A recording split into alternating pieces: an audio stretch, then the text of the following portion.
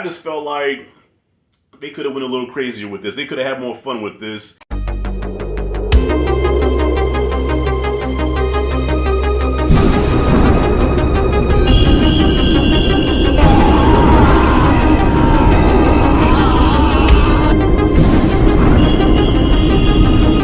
Meet Sugar Hill. No, please. The mob took Sugar's man away. And now she's gonna make them pay. I want them dead. With a voodoo priestess called Mama Matrace and Baron Samdi too. This is my domain. And an army of undead behind her. The mob has never seen anything like Sugar Hill and her zombie hitmen.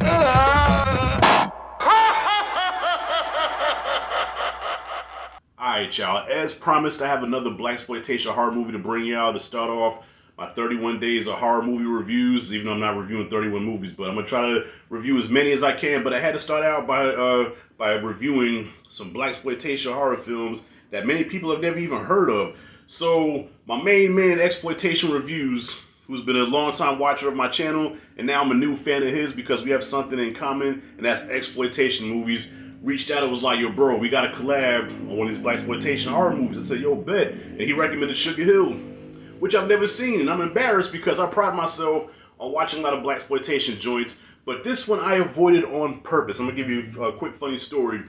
Back in the day, this is like in the 90s now, this is back when VHS was popping. You know, my cousin loaned me a VHS tape, and this is back then when you could put 3 movies on the tape if you put it on an SLP. So he had Crush Groove, Beat Street, and the last movie on there was Sugar Hill. And I'm thinking it was Sugar Hill, the 94 version with Wesley Snipes and Eddie Kane Jr. So after Crush Groove went off, then this movie comes on, and it starts out very bizarre. You got these people like doing these weird fucking African dance and shit, and that song in the background, you know, supernatural voodoo woman. When I heard voodoo, I said, For some reason, that song creeped me out, and I stopped it, and I never went back to it again. Something about voodoo scares me, y'all. Like, I'm a coward, okay? So, certain things scare me. Rats, alligators, voodoo magic. Because I knew people that dibbled and dabbled in that shit. Back in the 70s and 80s, voodoo magic was a thing where you could put a root on somebody, and whatever you put a root on them, it happens, okay? Like, so if you say, hey, I want that person to look ugly forever, then they wake up the next morning with a bunch of knots and shit all over them, okay? So it's an actual thing, and that's why I was always scared of it. But anyways, Sugar Hill dropped in 1974, and it's a zombie horror blaxploitation joint. But before I really get into this, y'all, I want to bring on my special guest, Xploitation Reviews, first time on Rashad G Reviews. I'm going to let him drop his knowledge on this movie. He's going to drop the synopsis and everything on y'all, and what he thinks about the movie. Then I'm going to get into my thoughts, all right? But off rip, I'm going to say this movie was kind of a missed opportunity, but I'm going to tell you why in a minute. Xploitation Reviews, the floor is yours. Rob here from Xploitation Reviews. First off, thank you, Rashad, for having me on here. I've been watching your channel for quite a while now, and I'm honored to join your collab family. In fact, I first found your channel because you were one of the few people out there talking about blaxploitation films, so it's pretty cool that today we're talking about a blaxploitation film together, Sugar Hill from 1974. This is a revenge film with voodoo zombies, and oh my god, exploitation and zombies and cool-ass revenge films, these are a few of my favorite things. Sorry, I'll stop singing.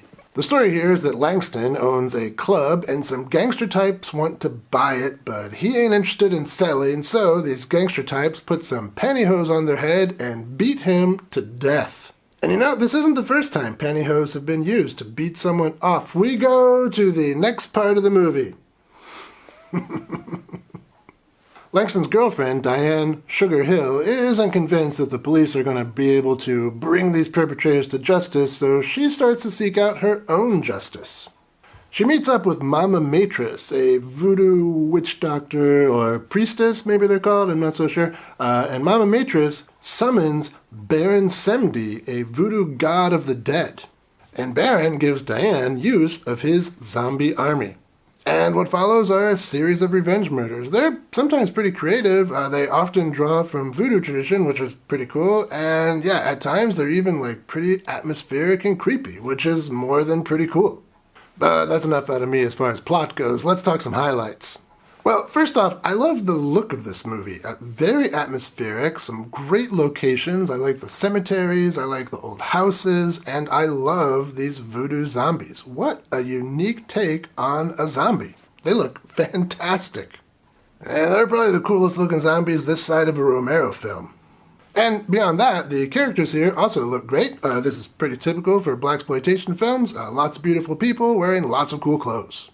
Marky Bay is super cute as Sugar Hill and gets to wear some really great outfits, and I really like the outfits that Baron Semney wears too. There's also some really great lines of dialogue in this movie. My favorite is probably when the gangster's wife confronts Sugar Hill and says, "Don't get uppity," and then Sugar Hill's like, "The only place I look when I'm talking to you is down." Yeah, that's pretty good. Acting-wise, I would say this film is more entertaining than good, but that's totally fine. I'll pick entertaining over good most of the time.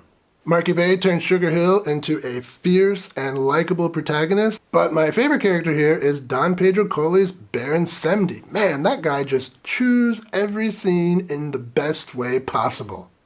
And I mentioned it before, but it's worth mentioning again, this film delivers some pretty nice and creepy and atmospheric scenes, particularly near the end. This would be a great pick for the Halloween season.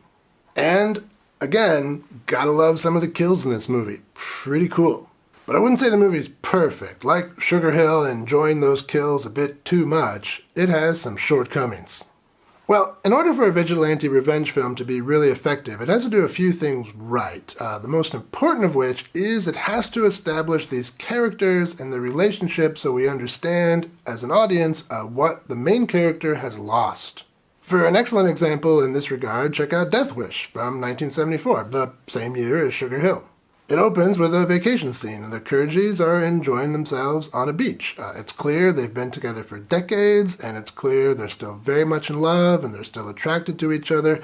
This is a couple that's just a few years away from entering retirement together, and they're gonna have a happy life. And then the wife is beaten to death by home invaders. And then the police tell him there's very little chance these home invaders are going to be brought to justice, and he starts to lose hope in the system. And then when the pictures from the vacation are developed and delivered, we understand and feel for him when he goes out into the city and starts putting holes in criminals. That's some pretty satisfying revenge right there. And Sugar Hill doesn't do this. The killing of Langston is in the opening scene, so we don't get to see how much Sugar Hill really loved him. We don't get to see what she lost. And it's not like the movie didn't have time to do this. There are sequences later in the film that kind of drag a bit. They could have easily trimmed those, spent a little bit more time in the beginning to develop that relationship, and the film would have been dramatically better because of these changes. One thing that might turn off fans of zombie films is this is not a gory movie. Blaxploitation horror films have a lot more in common with the Universal monster pictures than they do with the exploitation horror films of the 70s and 80s. Most blaxploitation horror films, including Sugar Hill, were rated PG. Granted, this is a 1970s PG, so that would be a PG-13 by today's standards, but still, you're not going to see any gory gut munching, and you're not going to see any sexy shower scenes.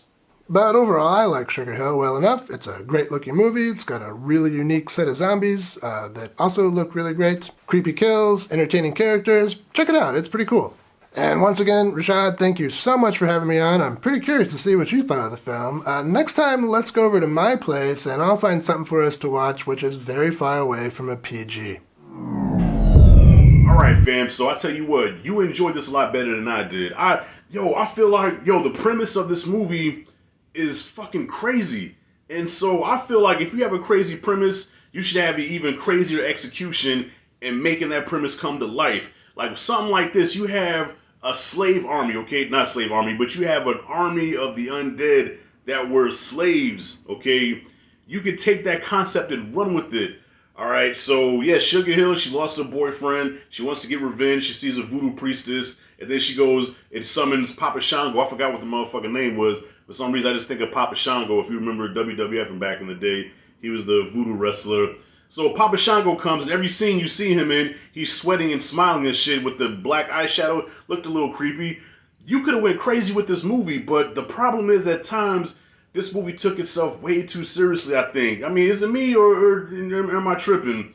But I feel like at times the movie really dragged. It really slowed down because the whole thing with the cop trying to come, get to the bottom of the case, like what's going on, and I don't know. I just feel like that this should have went a little crazier than what it was, and that's why I love the Rudy Ray Moore movies. Say what you want about his movies, I feel like Rudy Ray Moore has the best blaxploitation movies just because those films are self-aware how bad they are, and they just go for it. Rudy Ray Moore movies just went for it. There's one I'm going to review this month called P.D. Wheatstraw, The Devil's Son-in-Law, which I reviewed a little while ago, but I'm collabing with Q Reviews for that one. Did not give a fuck. Okay, I feel like in the right hands, this movie could have been more bonkers and more fun, and I would have enjoyed it a lot more. But a couple of times I found myself dozing off a little bit. And you know me, y'all, if you lose me a little bit, I am falling asleep on your ass, especially when I'm in my recliner. I was dozing off a couple of times, and I'm like, okay, there was some cool stuff that happens. And like you said, Xploitation Reviews, that, there's, for a movie about zombies, right, a horror zombie movie, there's no, like, brains being eaten because this movie's PG. And even, yeah, for the time, PG movies can be a little bit more raw than what they are now, but this movie, it felt like a PG movie, and the zombies themselves looked okay, but you can tell they had, like, these little chrome ball circle things on their eyes. Like, you can tell they just, like glued it on or whatever. But I don't mean a trash movie because of its effects, because it is, a product of its time. It's the 70s. Even the biggest movies of the 70s look, dated today. So I'm not tripping on it about that. I just felt like they could have went a little crazier with this. They could have had more fun with this. And, but I tell you what is her name? Marquis, what's her name? Marquis Bay. Yeah, she was gorgeous in this, man. She was gorgeous. But yo, am I tripping also? Does she not remind you like a young Lisa Marie Presley? Like, I don't know if it's the cheekbones, like kind of like the eyes, but I looked at, I said she looks almost like Lisa Marie Presley, but in blackface. You know what I'm saying? So yo, overall, to wrap it up, man, this movie was cool. Yes, I'm gonna add it to my collection just so I can say I have it in my collection, y'all. But to me, it's not a standout blaxploitation film like the classics that I love, like Blackula, Superfly, The Mac, any Rudy Ray Moore movie, Black Belt Jones. It doesn't fit in that category with those because those movies are as bad as they are memorable because they just went for it. I feel like this movie, it didn't go for it. It just didn't go for it. So with that being said, I give Sugar Hill, I'm going to give it a C. All right, from a blaxploitation grade, I'm going to give it a C. But as a critic, as an actual critic, I give it probably like a D, borderline D minus. You know what I'm saying? Sorry, man. This movie really just didn't do it for me. But anyways, Xploitation Reviews, thank you so much, bro, for blessing my channel with your presence and with your review and for recommending this movie, man. Looking forward to collabing with you again on your channel. You know what I'm saying? And I'm going to leave the link in the description, so make sure you click on the link, subscribe to his channel, check out his content. He reviews a lot of exploitation movies. You're welcome. All right? And if you like and dig this content, hit the like and subscribe notification bell in the corner. This is Rashad G signing out. See you in the next video.